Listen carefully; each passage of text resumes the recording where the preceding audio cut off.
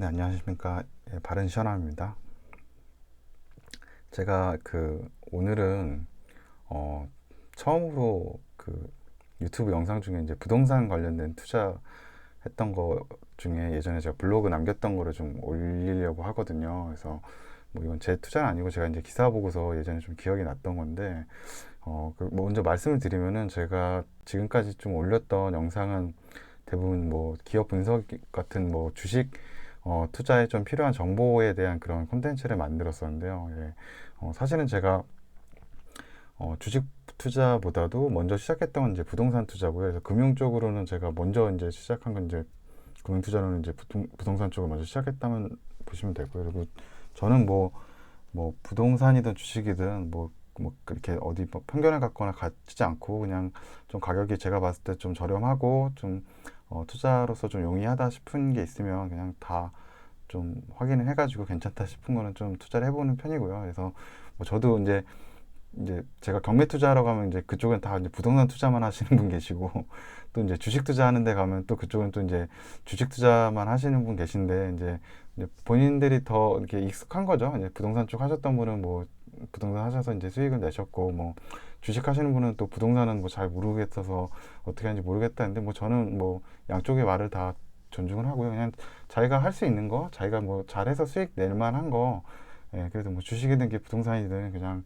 하면 되는 것 같아요. 예, 그리고 뭐 따로 뭐 이렇게 그런 걸 두지 않고 뭐 부동산은 위험해 아니면 뭐 주식은 위험해 서로 이렇게 반대쪽으로 얘기하는 경우도 있더라고요. 이렇게 부동산 투자만 하신 분들은 주식 투자하면 좀 위험하지 않냐 뭐 얘기하고 또 주식 투자하시는 분은 뭐 부동산은 좋긴 한데 돈이 좀 많이 필요하지 않나 그리고 잘 모르겠다 어떻게 하는지 뭐 이런 게 많은데 좀 둘 다 배워 두시면은 뭐 자본 투자하는 데 있어서 금융 투자나 이런 데선 기본이 가장 이렇게 기본이 되고 그동안 여러 가지 좀 투자로서도 많은 좀 성공한 사람들이 있는 게 이제 부동산이나 주식인 것 같아서요. 그래서 저는 뭐 꾸준히 계속 앞으로도 부동산하고 주식은 계속 좀 할 생각이고요.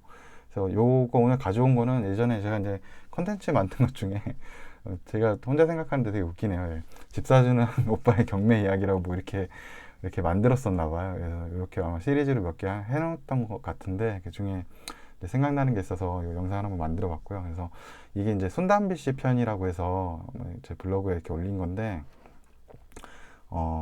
요걸로 한번 보죠. 예.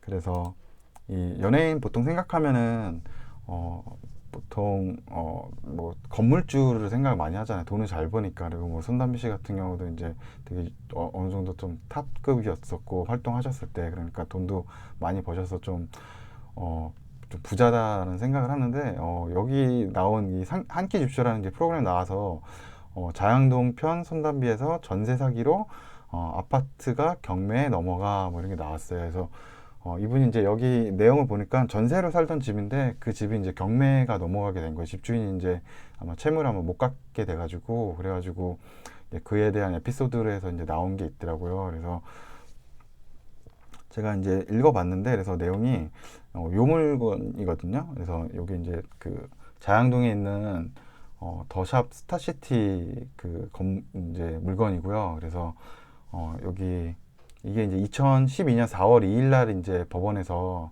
이게 이제 입찰 진행이 됐었고 감정가는 이제 13억이었고 최저가가 이제 10억 4천으로 시작할 수 있던 거였죠. 예.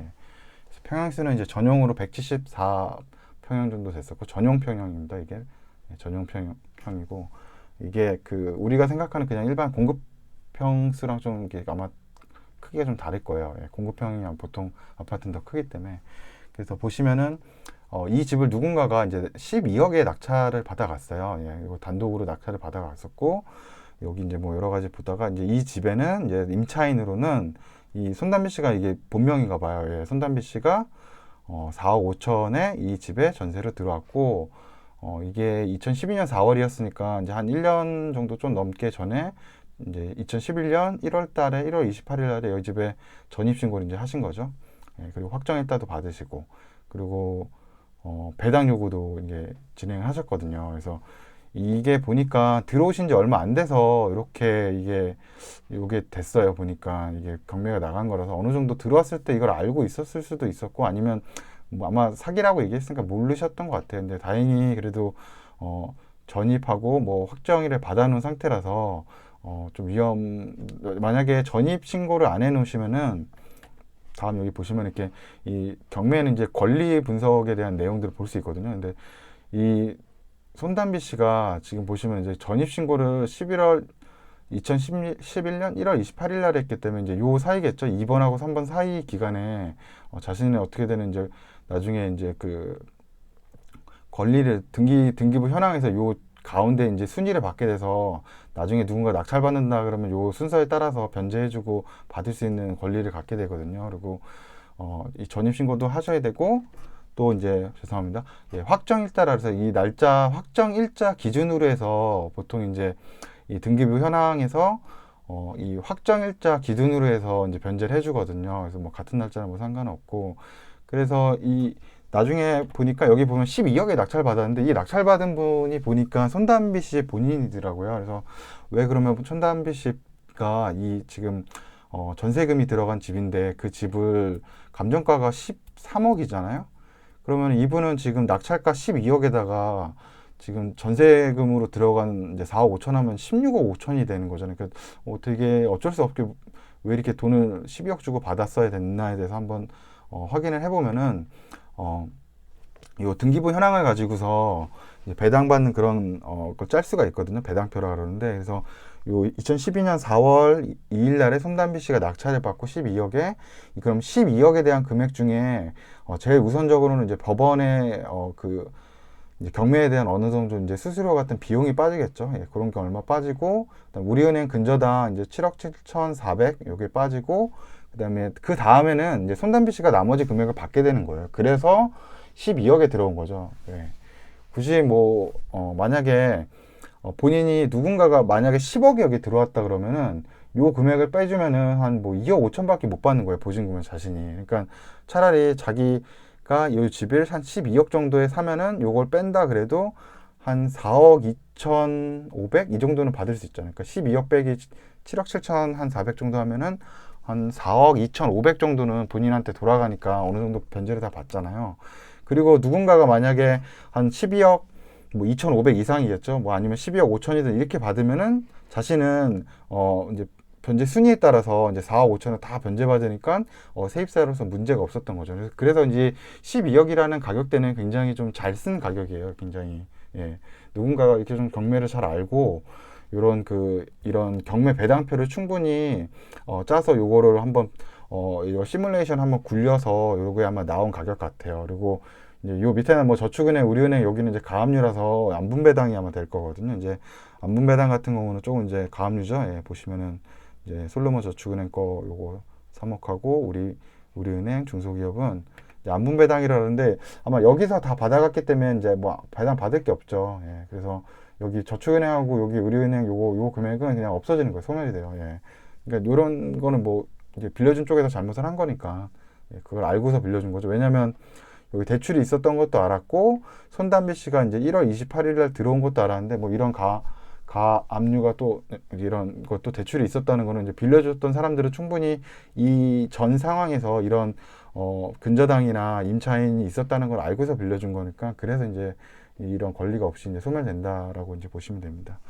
그래서 안타까운 일이죠. 예, 근데 안타까운 일인데, 이 집을 결국은 이제 손담비 씨가 이제 매수를 하게 되신 거잖아요. 그래서 이 집을 갖게 되신 거죠. 이제 더샵 스타시티 이제 비동에 대한 집. 그래서 제가 그래서 한번 이 스타시티 비동 가격을 현재 이제 오늘 이제 2020년 이제 5월 이제 15일 날 오늘 이제 가격을 한번 보니까 요 아까 177이거든요. 이게 이제 전용 평형으로 요 177 평형에 대한 게 23억 뭐 23억 정도 올라 있거든요. 가격이. 그러니까 손담비 씨는 이 집을 12억에 매수하고 현재는 이제 이 거래가가 23억이기 때문에 물론 그 전에 뭐 팔았었거나 어떻게 하셨는지 모르겠는데요. 뭐 지금까지 들고 계셨다 그러면 이제 9억을 수익을 보신 거죠. 예. 12억을 투자하셨지만 9억을 보신 거니까 거의 수익률이 한 엄청난 거죠. 예, 한 75%이 정도 되나요? 75% 되는 건가요? 한 4분의 3 정도 되는 거니까 만약에 뭐 어떤 계기에 의해서 이런 경매를 겪게 되긴 하셨지만 만약에 이제 집값이 이후에 많이 이제 올라서 물론 그때는 이제 2012년이고 지금은 이제 8년이 지났지만 현재는 이제 9억이 올라서 오히려 이제 많은 수익이 될 수 있는 집이었다. 예. 그래서 예, 부동산이 참 많이 오르죠. 이렇게 특히나 이제 서울 쪽이라서 더 그런 것 같아요. 그래서 예, 오늘은 좀 이제 이 뉴스 보면서 이제 이게 그 TV에 나와서 좀 이슈가 돼가지고 저도 그때 기억이 좀 남아서 요걸 한번 이제 영상을 한번 만들어 봤습니다. 예. 그래서 뭐 부동산도 꾸준히 좀 이제 제가 괜찮은 뭐 게 있으면은 좀 올려드릴 생각이고요. 예. 근데 생각보다 이게 막 영상 만드는 거랑 이게 쉽지가 않네요. 예, 이렇게 막 계속 이것만 해야 되는 게 아니라서. 네, 알겠습니다. 그리고 혹시나 뭐 궁금한 점 있으면 예, 물어봐 주시고요. 뭐 저도 지금 현재로도 뭐 경매나 뭐 그런 주식 투자를 계속 하고 있기 때문에 좀 뭐 저도 완벽하지 않을 수 있어서 제가 좀 봤던 것 중에 좀 설명이 잘못됐거나 뭐 그런 게 있으면 밑에 댓글 달아주시면 제가 수정하고 좀 저도 더 배우는 좀 기회로 좀 삼도록 하겠습니다. 예, 네. 영상 예, 시청해 주셔서 감사합니다.